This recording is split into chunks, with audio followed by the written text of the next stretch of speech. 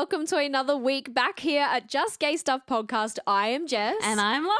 Lauren is back from overseas, everyone. Woo! It is so amazing to have her home, and it means, we can actually record some new episodes. I know you're back super in the excited. country.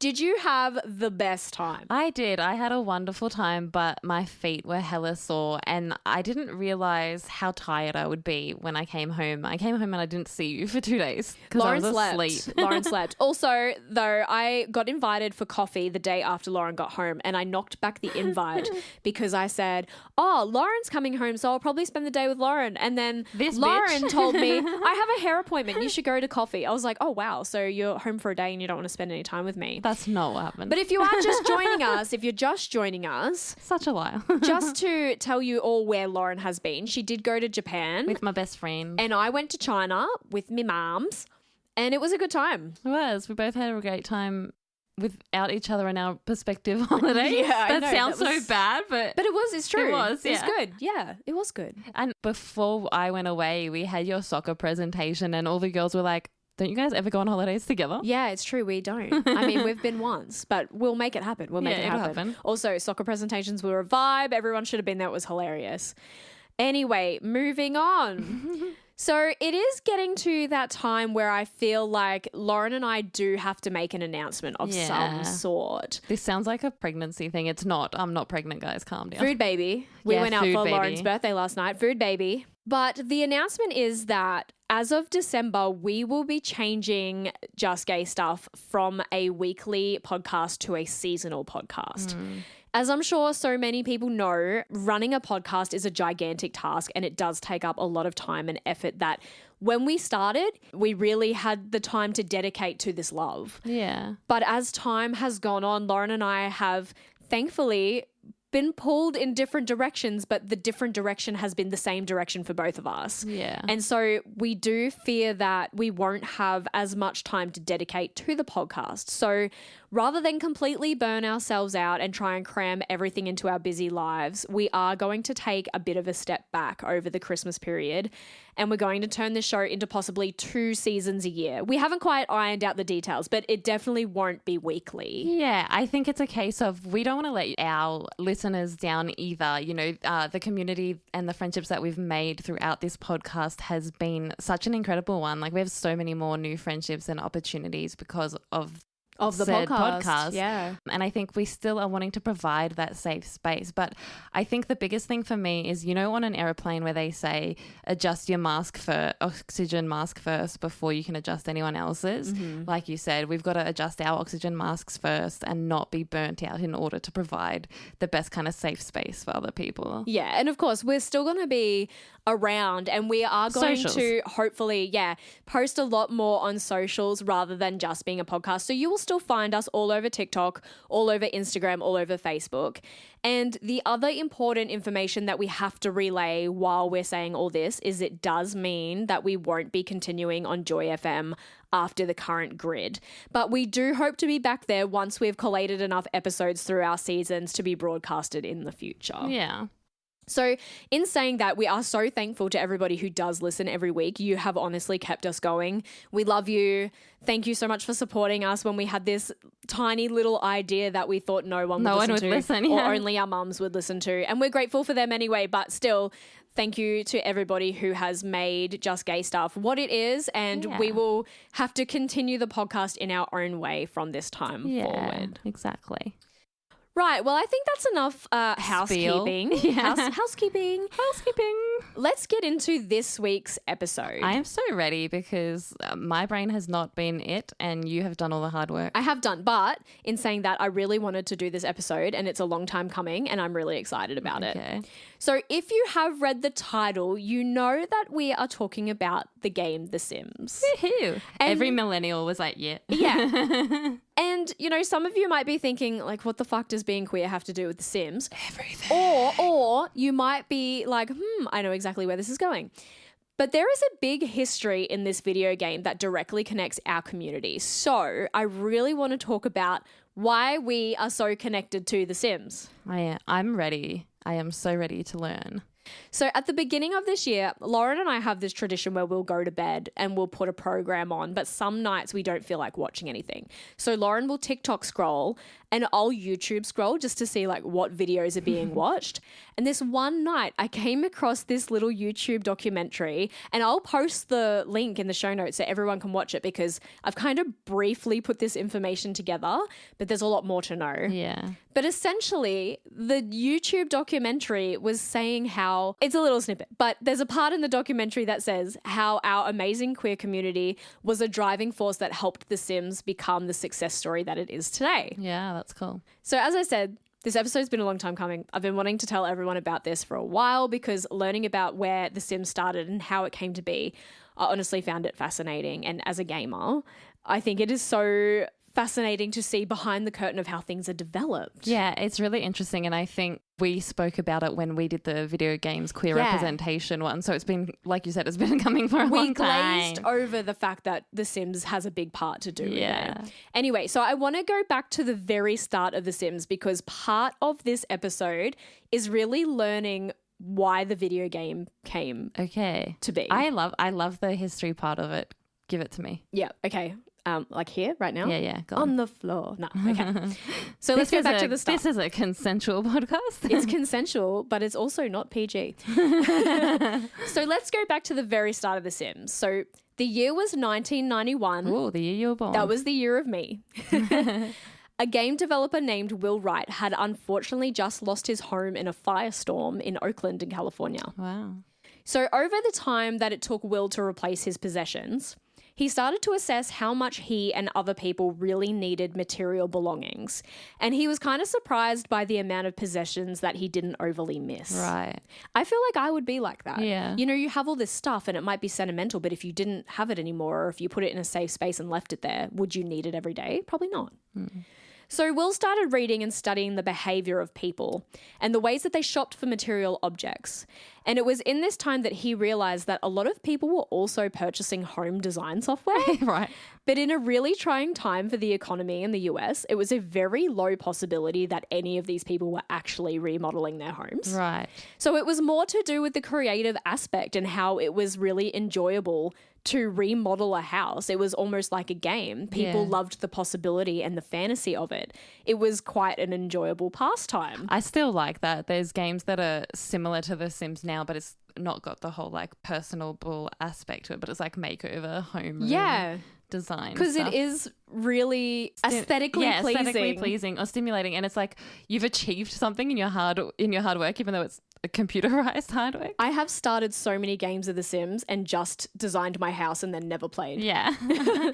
Is that why he has like all the fire things in The Sims? Because we'll get there. Oh, okay. This is a very deep dive. Oh, okay. Oh.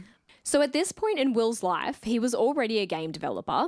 He'd worked on simulation games like SimAnt, which was a game where the user would build a sustainable ant colony to survive other ant colonies, spiders, and humans. After having spent so much time working on this game, combined with Will's research of human behavior and his fascination with building, architecture, and living spaces, he began to plan this blueprint for The Sims. That's crazy. Did you never hear of SimAnt? No. There's been a lot of sim games over the time. I used to play Sim Safari. That was really good. Really? You'd create like a little safari camp, and that was one section of it. And then on the other side, it was like you had to create this circle of life with the animals. No. So you had to put enough animals in that like the antelope would eat the grass and the tiger would eat the antelope, and then something would hunt the tiger. Like I had no idea other than the overall success of just the human The Sims. I didn't know there was any other Sims game. Oh, we're missing out. Yeah. So with the knowledge that people were using design software as a leisurely experience, Will started to research how could he turn all of these elements into an actual enjoyable game. Mm-hmm. So knowing what we know about The Sims now, we might think it would have been maybe an easy process to have an idea that you think someone would enjoy and just build a game. But so much research had to go into making this an enjoyable user experience. And also, it's hard to get others to believe in your vision. That's true. And being such a new and such a random thing, and especially if people being like, oh, we've already got this, why do we want a human version of that? And I think that was the thing as well. You know, Will had worked on all these simulation games that they were pumping out one after another. And I get to that. But I think they were thinking, why would anyone want to buy a game of design software? A game of design software, a game of humans designing software. But see, it didn't have humans in it to start with. It was just design. Yeah, well, a game of design software then, yeah. So Will read books on human behavior, architecture, and how to build patterns. He read The Theory of Human Motivation to learn the pyramid of the most basic human needs and then Maps of the Mind for basic human interactions and psychology. All of these would be integral to making the game not only be enjoyable, but as realistic as possible. And The Sims, or Project X as it was known, officially kicked off in 1993. Ooh, the year I was born. Yeah, see, there's very, very good years here. Yeah. So obviously, we know that The Sims became The Sims, but do you actually know what it was called before that, besides Project X? I was like, other than Project X, Besides no. Project X? What? So it had a few developmental names. Oh, I love this though, because it's the same as when you see a script go in and it's called something completely random and you're like, what the fuck? And then it's like, oh, that was the Hunger Games. You're like, that's not what that was called. The game's Hunger. Yeah. So The Sims started out with a few different ones. Okay. The Dollhouse. I can see it. Makes sense. Tactical Domestic Simulator. A man wrote that one. Jefferson, which I kind of don't understand. Jefferson? Yeah, I don't know. What? And the last one that's funny, it was called The Toilet Game. I understand the toilet game only in the way that I've played it in the way that it's been developed and now, but I'm still stuck on Tactical Domestic Stimulator? No, that's a different game. And Jefferson. Okay, well, this was because the very first prototype of the game was built. The first things you could do were build walls, move your character, and have your character use the toilet. Was his name Jefferson? No. Which, you know, using the toilet is very important. But the toilet was also the first appliance built for interaction because it had multiple things that you could do with it. Oh, yeah. It wasn't just use it. You could use it, clean it, flush it, leave the seat up. It was also the only appliance used differently depending on the specified gender of your sim. That's so cool. And I think, I'm sure you get into it. And obviously because he read about the psychology of humans and everything, I'm like, it's so fascinating to see how such an idea became such a highly developed thing in terms of like, human sociology or how humans behave. But it's also like taking an inanimate object like a toilet and going, oh, this is the most useful appliance to develop because every other thing that we use in our lives has one purpose. Like you use the computer, you're using the computer. Yeah, fridge, open, close, doesn't matter what you grab out of it. But a toilet, there's so many multiple uses. Yeah, true. So yeah. That's interesting. Funnily enough, like a lot of good things, The Sims wasn't well received at first. Yeah. What's new? At a float event for new game pitches where Will's idea was pitched along with 3 other ideas at the time, The Sims was the only game that was unanimously hated by everyone. That's so sad. Which unfortunately at the time saw Will taken off his own project and he was delegated to work on SimCity 2000 instead because that game was lacking and they thought Will's skills would help it develop in time for a release. What is SimCity 2000? Isn't it just the same thing? No, SimCity is like you have nothing to do with people, you build a city. And like it might pop up like, oh, this city needs more hospitals. So then you have to build more hospitals. It's all about skyscrapers and building an economically safe city. So they only cared about the external it stuff, not the human human psychology. Nope. So Will would never give up on his idea for The Sims though. In secret, after he was delegated to this external project, he'd hired a developer named Jamie Dornbus to keep working on his idea and continue to develop the Sims behavioral engine. He believed in his dream and I love that. Also, all good things are done in secret, am I wrong? Or in a garage. Yeah. Yeah. Apple started in a garage. Yeah, doesn't that ring true for Apple? So throughout the 90s, Maxis, who was the company that Will worked for, had churned out so many simulation games, like I said before. I had no clue about any of these. SimAnt, SimEarth, SimLife, SimFarm. I don't even know if they did Sim Safari. I love that game. You're going to have to... I can see the cover was like a giraffe. Show me afterwards because I'm like, what are these games? So Maxis were continuing to develop all of these games, but they weren't seeing a lot of return for the investment. Meanwhile, Will had secured a small team of people that weren't being utilized to continue developing more of the building aspects of his vision for The Sims. Yeah, to the misfits. Yeah. And this was in hopes that, you know, if they did most of the work, then the pitch would be accepted. Yeah. So, you know how I just said that they weren't seeing a lot of return for investment for all these other simulators that they were like pumping out? Yeah. The loss of finances hit Maxis pretty hard.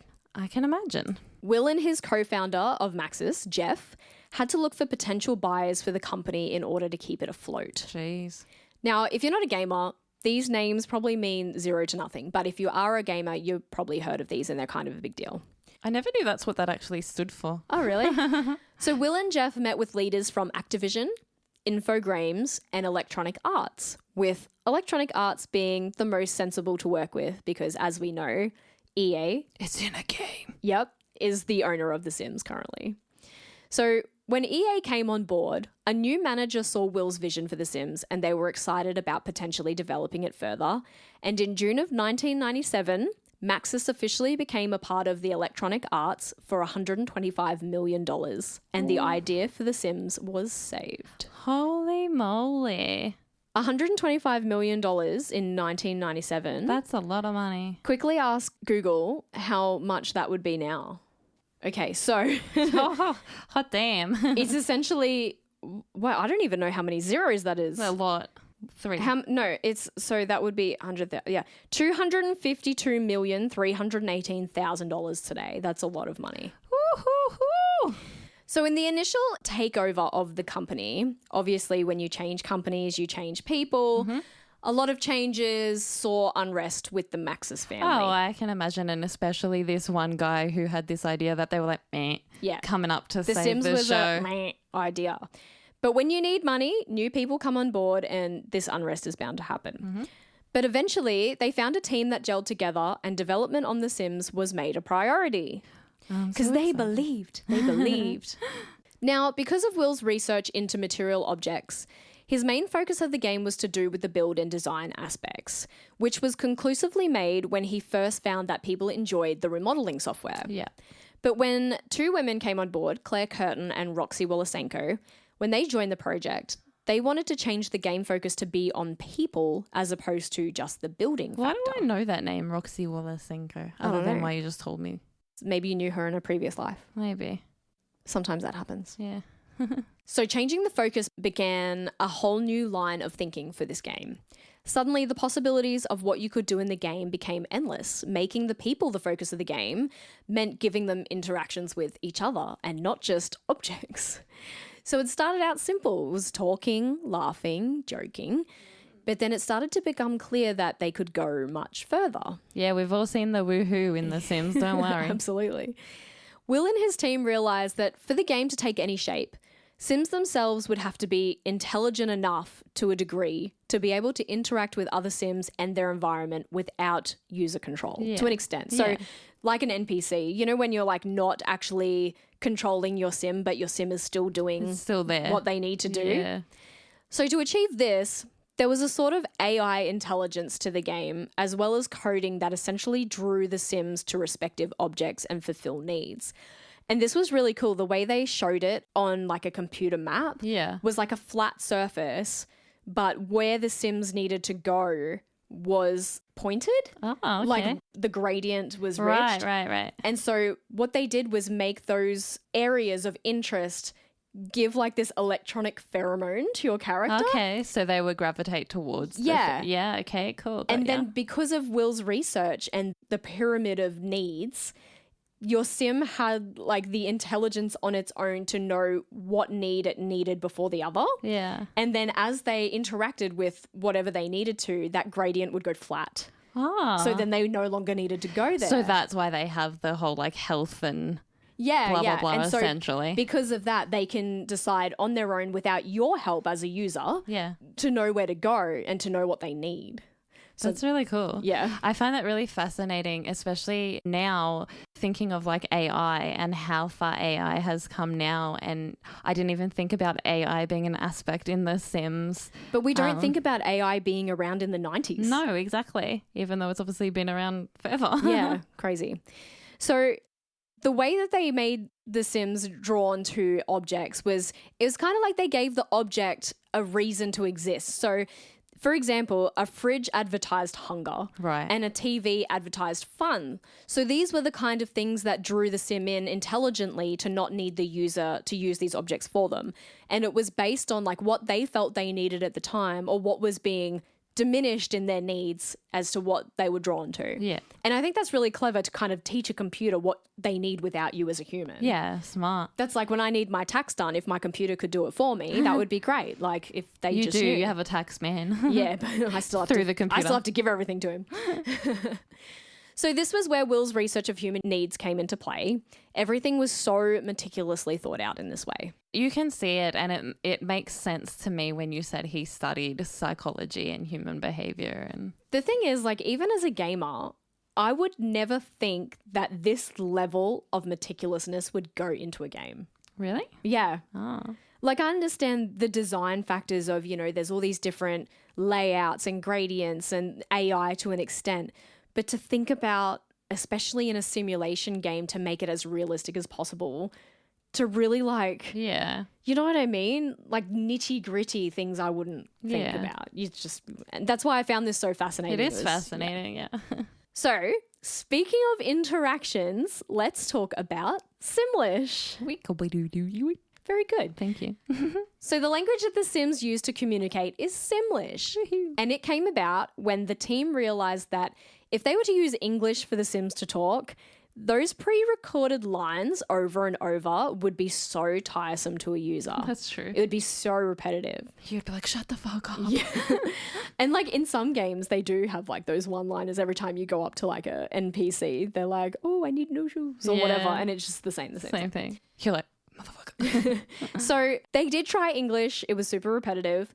They even tried actual languages that weren't really common. Really? So one of the ladies that was on the project was actually Ukrainian. Right. So she tried speaking Slavic, but it was really too recognizable. Yeah. They also tried Navajo and Estonian, but none of these Those are very felt different. right. Yeah, well, they wanted something that's not common. Like they didn't want Chinese and they didn't want Australian or English. They Yeah. didn't want Mandarin. They didn't want Italian or Spanish or French. They didn't really want Want it to be recognizable. Yeah. Especially like in a time where it was going to be repeated to an extent, like you would start to learn what those phrases I think meant. also because they were trying to give Sims the intelligence of their own, so they needed their own language, Yeah. essentially. Totally.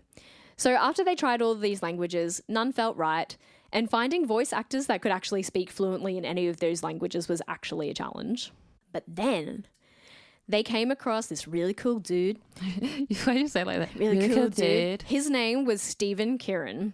And he was a voice actor that remembered this old improv game called Foreign Poet. Did you ever play this? Because you're a theatre kid. No. Apparently it's still pretty common. Is that? Yeah. So I don't play video games. no, this is a game he played as a theatre kid. Oh, no, we never played that. Okay. Well, Foreign Poet was a common game where people would speak something in complete gibberish and then someone else would have to come up and completely improvise exactly what they just said. Right. So it was a complete improvising game.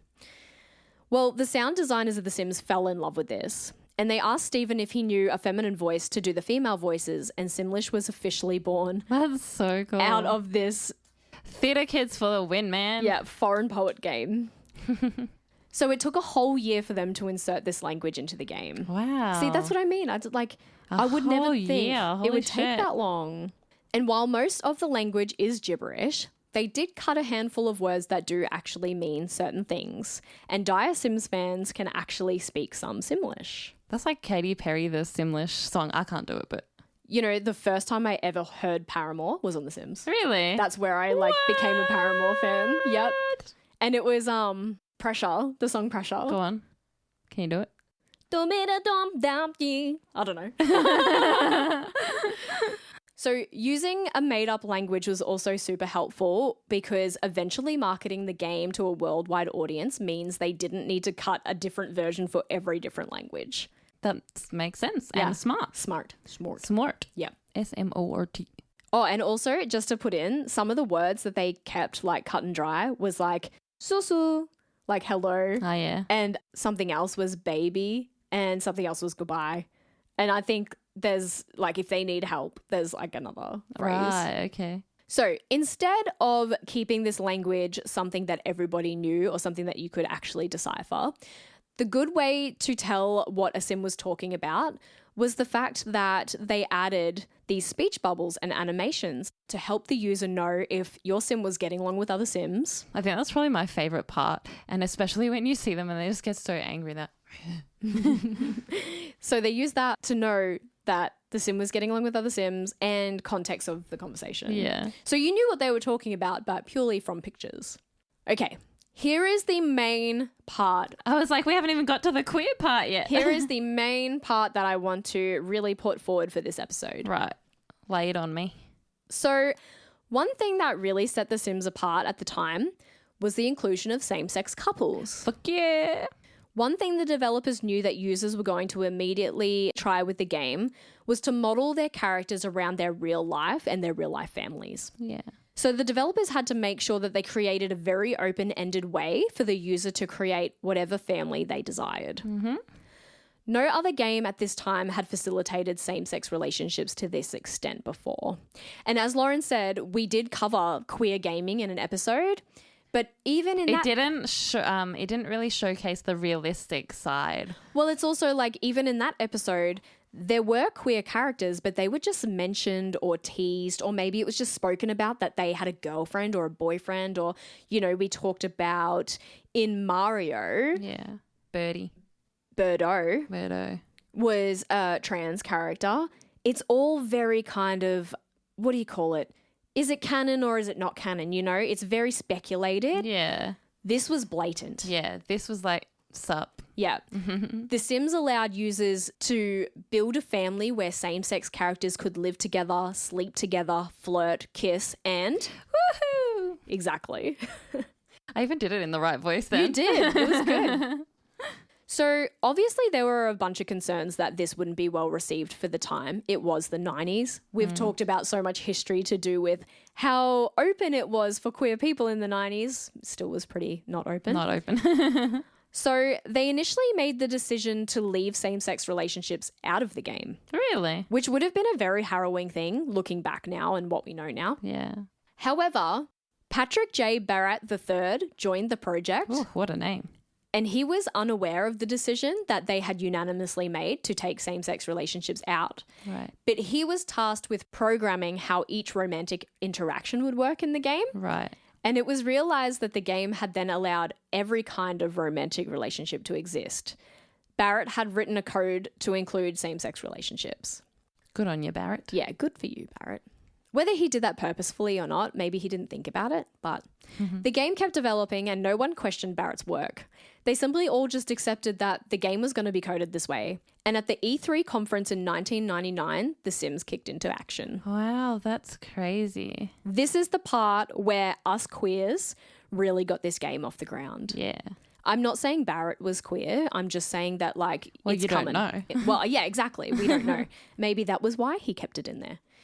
At the E3, which is a giant gaming convention for anyone who's not fluent in gaming, Nerds. every year people come together for E3 and places like pitch the new games they're going to have for the next year, and they kind of see what's going to gain traction and what's going to not, and what needs further development and what is ready to release.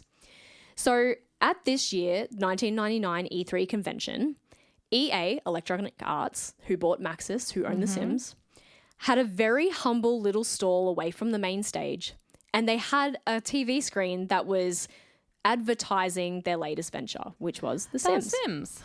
Now, the team knew that if the game didn't gain traction at E3, it was most likely going to flop. But within hours, The Sims was on everyone's lips. Wow. Because, you see, the month before E3, Barrett was tasked to put a show reel together that was going to showcase the best parts of playing The Sims. Right. And it would be shown at E3 on the TV, just, you know, advertising the game for people walking past, other people, you know. One of the scenes that Barrett included that played out was a wedding. And in this wedding, there was a large of Sims in attendance. And because there were so many, not all of them could be user controlled. Right. So along with the game's writers, developers, and everyone else in attendance, they watched in disbelief as two female Sims attending the wedding leaned in and began to passionately kiss. It had turned out that due to the coding, during this live simulation of the game, these two Sims had interacted enough that had caused them to fall in love. That's so cool. And like love without boundaries, right? Because Yeah. he just made it available for everybody. It wasn't restricted. It was available, and it's not like you said, it wasn't user controlled. It was just happened the on its AI own. computer coding happening. Yeah. So this simple... Love's not a choice even in the computer world. Literally. So this literally sealed The Sims as an overnight success. It caught the attention of nearly everybody at the E3 conference. But it did pose a small problem. Oh. Now, no user was playing out this particular scenario, which meant that the code that had been written out was allowing relationships to be formed without a user.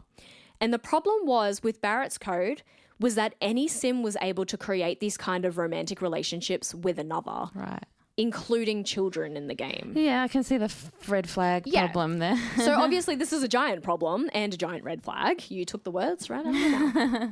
So Barrett's idea in this case was to rewrite the code so that only Sims who flirted together could be involved romantically, and flirting wasn't part of the pre-programmed interaction. That's so cool to know. So making romantic involvement was purely user-generated. It also meant that anyone who bought the game after and complained that there was homosexual aspects to their game, they were the ones who created it. That makes me so happy and laugh so much, because how many times have we seen people comment on our TikTok or our Thought the exact Instagram same and thing. go, blah, blah, blah. I don't wanna see this shit on my gay page. Fuck, you looking it up, bro? Yeah, What that's you the looking reason you're up? seeing it. Dumbass. So obviously children then went on to be coded differently, with all romantic connections being taken out until adulthood. Yeah, of course. But adulthood for children was also a different part of the game. It didn't come until later. Right. So when I first heard this, I was like, of course, some sicko would be fucking out there playing some sick fantasy. But things like that didn't even cross my mind when I think of The Sims. Like all these things that they had to band-aid over and make sure that no Yeah. cracks I appeared. didn't think about it either. Like, I didn't even think about the queer aspect. I mean, I did, because obviously grew up making queer relationships because gay. But yeah, no, I wouldn't have thought about those things either. Not only was the queer aspect revolutionary, but The Sims also offered other things like gender equality. That's cool. Sims, no matter the gender, could apply for the same jobs and receive the same pay.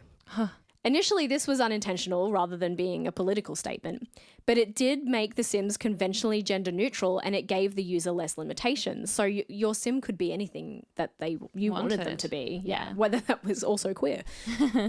So while these were all steps in the right direction, the developers also had to tread carefully around other aspects of life and including them into the game.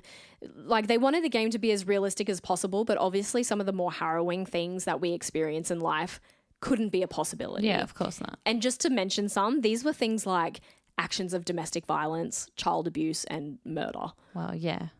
They did start out in the initial game that you could slap each other in The Sims. Yeah, and that was fine when it was like two women or two men, but some users became disturbed by the fact that like a male Sim could slap a woman. Yeah. Yet they just let you Sim drown in a pool or be caught on fire. Yeah, but see, that's all user generated. Ah. So disagreements were purposely made cartoonish with like Looney Tunes clouds Yeah. surrounding the disagreement, so there was never any visible abuse. Yeah. Children were almost completely cut from the game, What? but people argued that it simply wouldn't be realistic if you omitted them. Yeah, fat.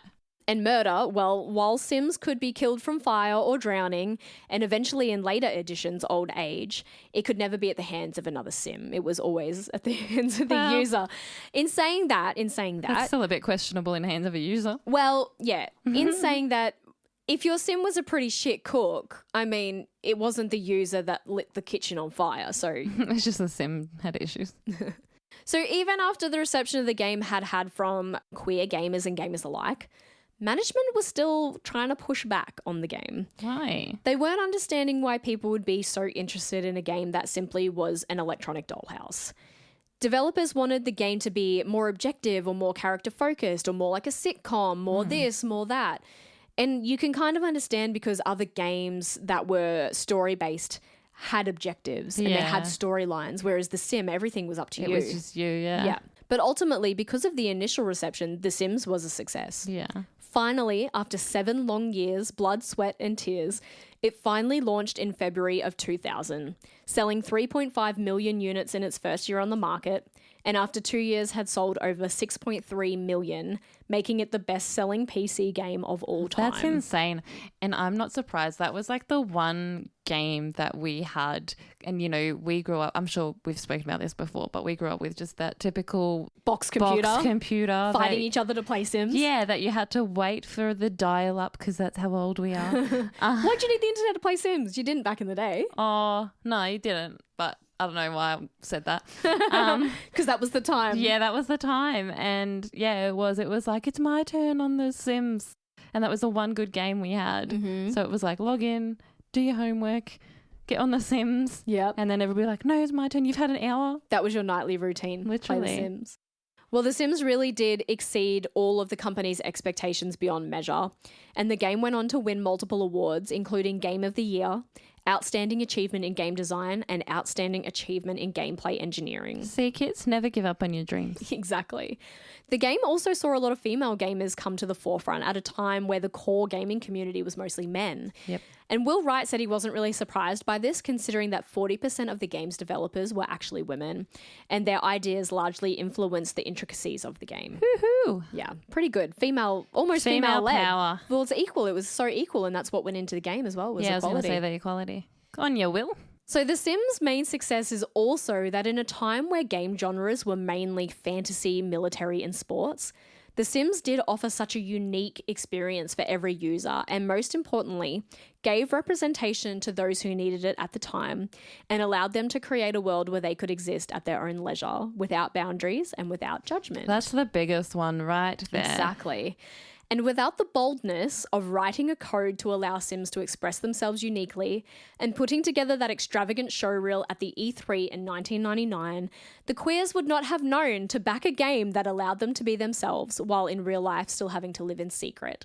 And that's how the queers made The Sims so successful. Hell yeah, the queers. I also want to point out, I think that first 3 million people that bought The Sims were clearly fluid as, because I had a really complicated relationship with The Sims when I grew up. Did ya? Because I feel like our home computer was just a bit behind than everyone else's. So all my friends were playing The Sims, and the only time I could play it is if I went to their house. And I bought all of them, all the expansion packs, everything, and they would never work on my computer. Until we eventually had enough money one day to upgrade, and then I could put it all on there. And because I was console, and Sims wasn't on console until PlayStation 2. See, I only really had the PlayStation 1, but not for a long time. I only ever had that little PC thing. But we weren't rich enough to have expansion packs. We only had the very first general basic as Sims. Mm-hmm. With the hamster going psh, psh, psh, psh, on the wheel. Yeah. I think, like you said, everyone was so fluid, and I think the most important thing that we said, because of such coding, it was a place of self-expression and safety, a place to be able to have your own dream family or dream house, dream love. Relationship. Yeah, dream love. I 100% was on The Sims making female relationships. Oh, same. And yet I didn't know I was a lesbian. I mean, me either. I pushed back against it for so many years, though, like we all do, because we know, it wasn't so socially accepted. But I feel like it was more socially accepted on The Sims, because even when you're playing with friends... But nobody judged you. Exactly. There was no judgment. It was fun, and it was just a computer. It was just a game. Yeah. And you could be yourself, but no one had to know that's how you truly felt. And no one had to know that was you or what. You could style however way you wanted. You could be whatever way you wanted. I bet my bottom dollar, no matter who you are or how straight you are, if you had a version of The Sims, you made someone gay. Amen. And I just want to mention as well, The Sims has continued to be very revolutionary. The later games that have been released in the last few years and the expansion packs, you can have... Yeah, so much. Yeah, you can have gender-neutral Sims. So you can have non-binary Sims. You can have relationships with vampires. Yeah, you can have relationships with the Grim Reaper. I'm on a Sims forum, actually. Are you? Yeah, well, it's on Facebook. It's a group. But people put up these really strange out-of-the-box Sim scenarios. And one girl had a baby with the Grim Reaper, and her baby was in the black, with a sickle. I just think... That's MASH. It's really fun to see how something as small as a video game can really make allow... a difference.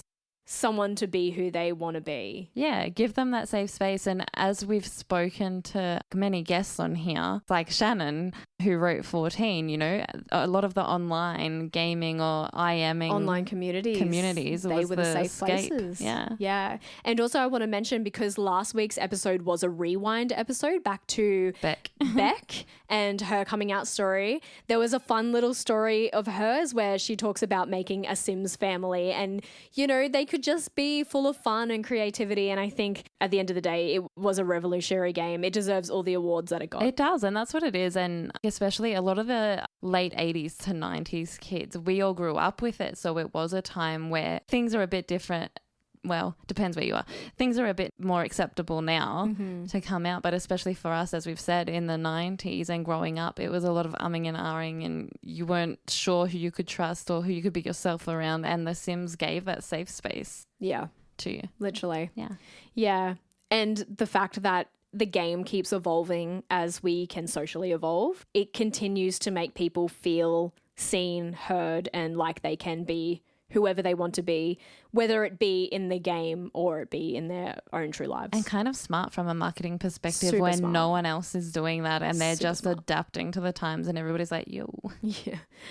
Anyway, I hope I did a good job. I hope you learned something about where The Sims came from. You did a really great job. I learned so much. I need to Google all those other Sims games, because I'm like, what? As I said, I will attach the video in the show notes because it is a brilliant watch, and the person who actually put the documentary together is really fabulous. And there is so much more to it, like the patterns of the game and how there was a user experience of loading in, like you could load in your own face to put on a sim, like in the really early days. So they go into all of that, and textures and textiles and all these things. That's cool. And even music, like how they came up with the music. It was all of these things that make up this one thing that has been so revolutionary. And it's like what you said, you don't think about all those little things that help to become such a successful game. It's kind of like what we said in the beginning, like we just run this little podcast, but so much goes into it, and like we aren't game developers, and this podcast isn't a game. So, you know, it's on an existential level. And yeah, I don't know. I think I'm just grateful because The Sims was definitely an outlet for me, like I know it was for so many of our listeners.